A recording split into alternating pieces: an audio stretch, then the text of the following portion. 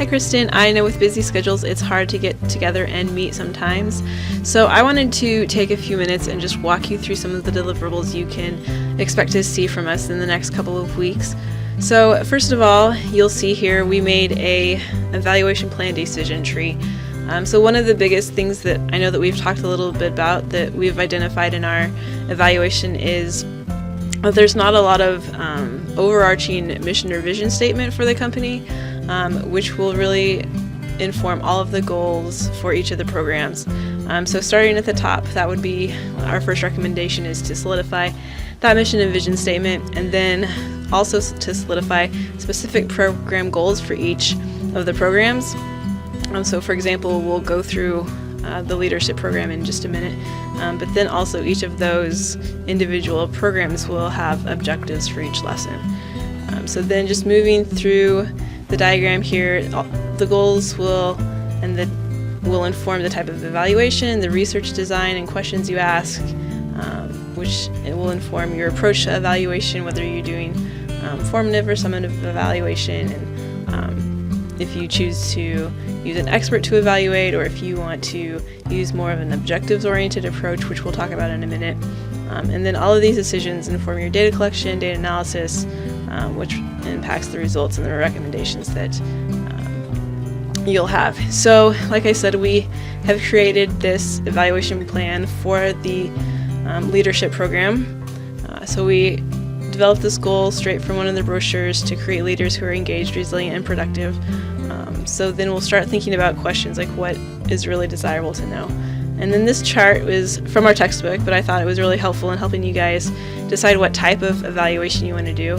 So formative evaluation will really focus on improving the existing program, including like the instructional strategies. It'll define what's working, what's not working, and what needs to be improved there. And the summative evaluation is more the evaluation that I think you've been looking towards, is overall impact, things like that.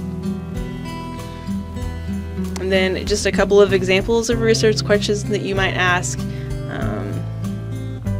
And then the research design is really going to depend on your overall goals and the research question, but you'll always want to consider the participants, what their characteristics are, especially since you have a lot of different sites. You'll want to think about if they're really similar or if there are significant differences between the participants, and that will impact your research design and things like that. And also, especially since one of the big things you're looking at is behavior change, what barriers are there personally to that adoption of new habits? And then going on to the context. Does the context support the intervention? Does it support behavior change? Or are there some barriers to implementation that could be addressed within the context? And then measures, I think, is probably one of the biggest things that you guys going forward are wanting to consider.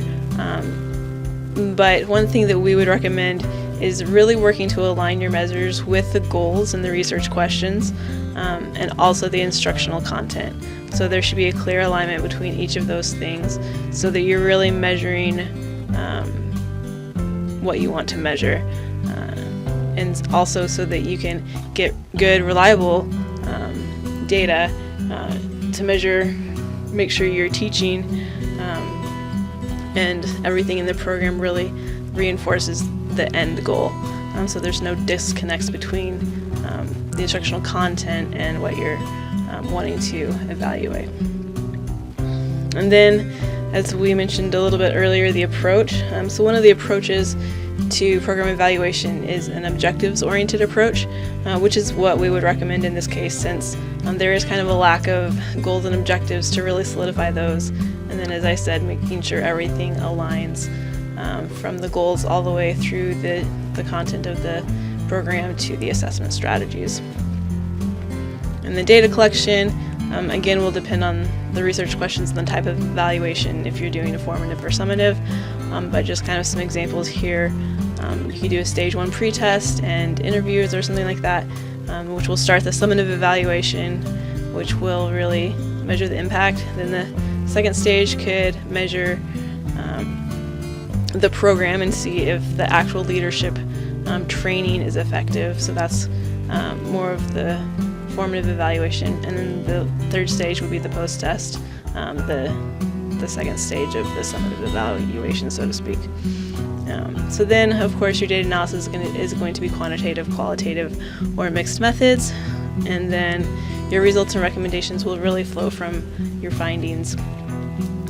So it will inform if the program is going to be adopted, revised, or discontinued, and then the formative evaluation will really influence the training of new coaches and how you might want to develop or revise the content of the program. So the final thing that we're working on, and this is still a work in progress, but this is a traditional evaluation model called the SIP model. So we kind of just have created one last visual for you guys here, which really is just a summarization of everything that we have talked about before.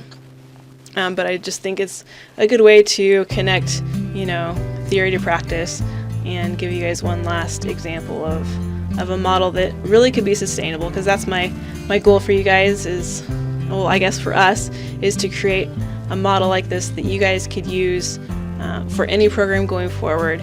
So we've given you kind of a walkthrough example of the leadership series, but we really wanted to create something that could be sustainable. So whether that's the templates that we had before, or helping you visually understand the model here.